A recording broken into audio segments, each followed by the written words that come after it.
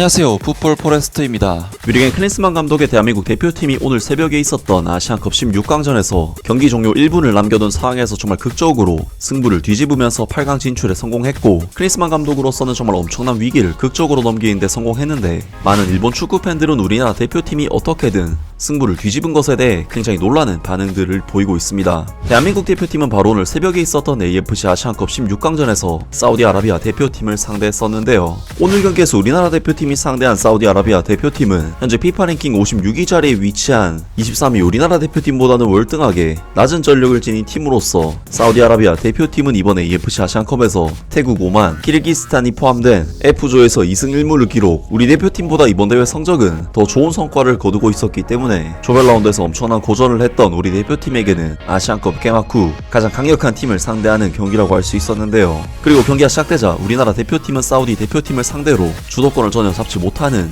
정말 힘겨운 승부를 펼쳤고, 심지어 후반 시작과 동시에 실점을 하면서 리드를 뺏기는 굉장한 위기 상황에 빠지고 말았는데요. 하지만 우리나라 대표팀은 조규성 선수가 경기 종료 1분을 남겨놓고 극적인 극장 동점골을 뽑아내면서 연장전과 승부차기에 돌입, 승부차기에서는 조현우 선수가 PK 2개를 세이브하는 정말 미친 선방을 보여주면서 우리나라 대표팀은 그야말로 극적인 승부를 펼친 끝에 이번 사우디아라비아와의 16강전 경기를 승리로 장식하면서 8강 진출에 성공했습니다. 우리나라 대표팀은 말 그대로 탈락이 거의 눈앞에 온 상황이었기 때문에 정말 극적인 승리라고 할 수 있었는데, 많은 일본 축구 팬들은 우리나라 대표팀이 어떻게든 승부를 뒤집은 것에 대해 굉장히 놀라는 반응들을 보이고 있습니다. 정말 짜릿하고 볼만한 경기였다. 특히 70분 이후부터는 한국의 빠르고 철저한 측면 공격과 압박, 사우디아라비아는 완전히 지친 상태였음에도 원찬스 역습을 노렸다. 어느 한쪽을 응원한 것은 아니었지만 정말로 보기 좋은 경기였다. 또한 심판도 훌륭했다. 축하해 한국. 사우디아라비아는 후반전부터 굳히게 들어갔지만 완전히 실패했다. 그때부터 한국의 페이스가 서서히 살아났고 사우디의 경기력은 형편없었다.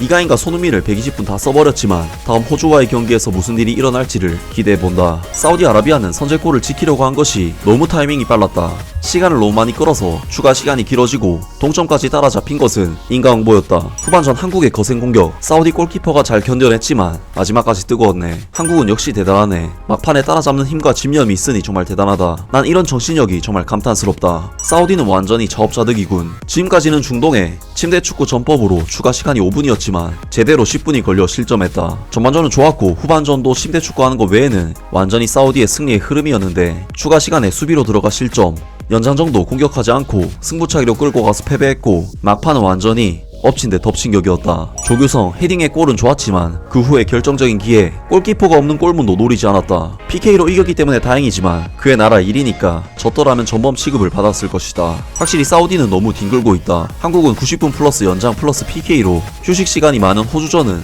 상당히 힘든 싸움이 될 것이다. 한국의 우승 확정을 축하한다. 남은 경기는 한국에게 편안한 경기들이기 때문에 안심하고 시청할 수 있을 것이다. 이라크 요르단전에 이어 극적인 경기였다. 그리고 과연 월드컵 출전국끼리 지금까지의 16강 경기보다 한층 레벨이 오른 경기였다. 연장전 후반전은 사우디 쪽이 완전히 지쳐서 PK를 노리면서 시간을 끌었기 때문에 한국이 더 탄력을 받을 것으로 생각했다. 또한 심판은 경기가 거칠어진 것처럼 보일 때 양팀을 침착하게 하는 역할을 잘 해줬다. 한국이 더 강했는데 사우디아라비아가 이길 수 있는 경기에서 졌다. 너무 지키기에 들어갔다. 공격은 안 하지만 볼 점유율을 지키고 있는 상태에서 상대팀 진영에서 시간을 끌고 이기는 패턴은 자주 볼 수 있지만, 볼을 걷어내고 라인을 많이 낮춰서 이길 수 있는 경기는 많지 않은 것 같다. 최선을 다했으면 좋겠는데 더 따라잡히고 말았다. 개인적으로 한국보다 호주가 더 좋아서 최선을 다했으면 좋겠는데 경기를 보면 한국이 한 수 위라는 느낌이 든다. 한국의 골키퍼가 정말 대단하다. 그 중압감 속에서 잘 막아냈다. 한국을 8강에 견인했네. 부러워. 자, 다음은 일본의 차례다. 한국은 정말 대단했다. 난 개인적으로 한국을 응원했다. 이걸 이긴 한국 확실히 강하다. 일본도 져선 안된다. 경기 전에는 사우디 힘내라고 생각했지만 경기를 보니 사우디를 응원할 생각이 날아갔다. 이전과 달리 침대 축구를 하면 그만큼 추가 시간이 늘어나고 이미지도 나빠질 뿐이니까 중동 축구는 조금은 방법을 바꾸는 것이 좋다. 한국의 장기인 마지막 순간의 골, 정신력이 굉장하다.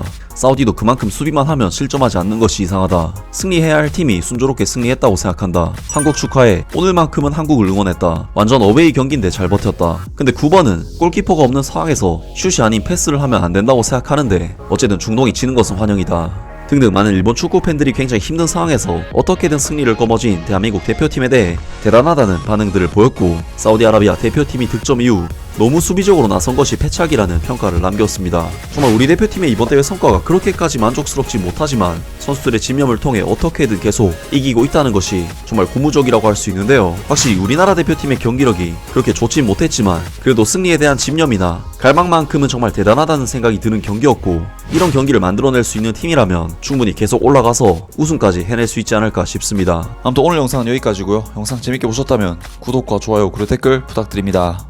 감사합니다.